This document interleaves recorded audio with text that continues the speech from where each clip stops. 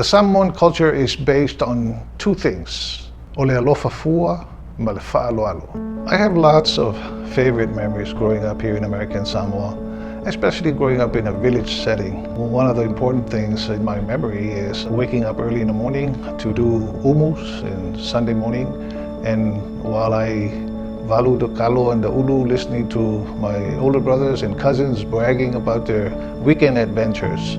One of the important memories, I think, as a youth, there was a Department of Youth those days where we were asked, maybe 4 or 5 from each high school, to gather seniors in a youth week where we would follow some of the government officials for a week and then do reports. It was headed by Sanele Tuitelepanga at the time.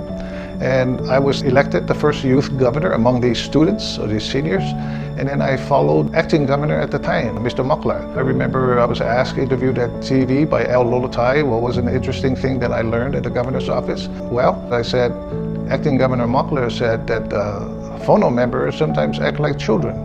And I think I got into a little trouble because of that, and the phono had to have a special hearing about that with acting Governor Mockler, myself, and Proudly Tuyasasopo.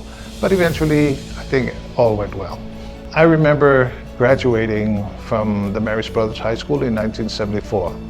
Cardinal Pio Taufinu'u was present, as well as my father. He spoke and said, not only you are the future of Tutuilin and Manua to the graduates, but always remember, wherever you go, always remember where you're from. In the globe of the world, my father said, if you look for American Samoa, it's just a dot. Remembering your culture and where you're from, you should always keep in your heart because it's unique.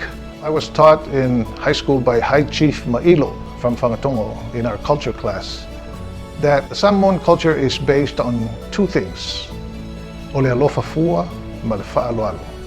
Unconditional love and respect. He made an example that Samoa is one of the only places when you walk along the road, people will stop you from their homes and say, "Ya, susu mai, se faise tamaftanga, po se malolonga." So Samoans always welcome people to come and rest, have a drink of water, or share a meal.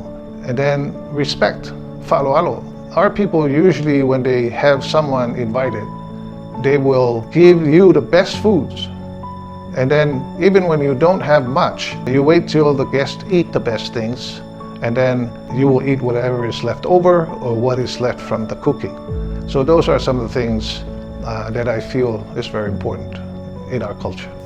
I believe I mentioned in my announcement that I felt prompted by the Spirit to come to Samoa.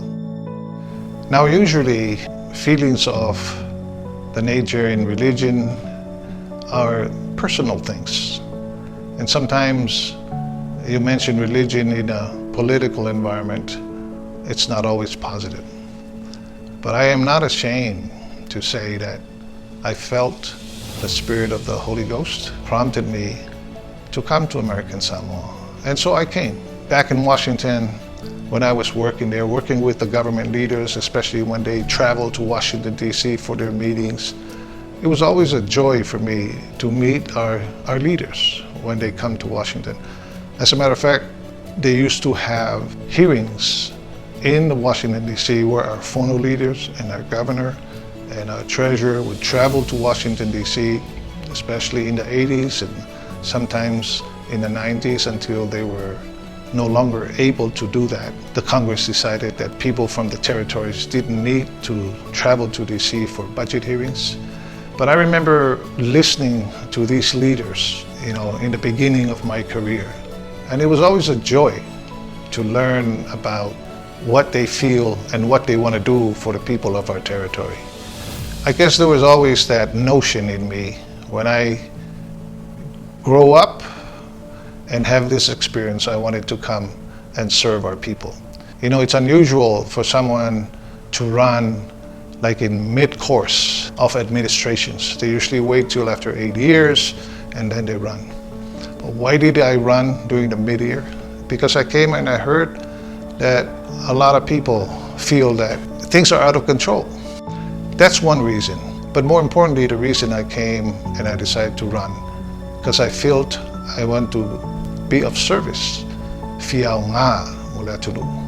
I feel somewhat I owe them my experience, my exposure, my intelligence from God to come and serve our people.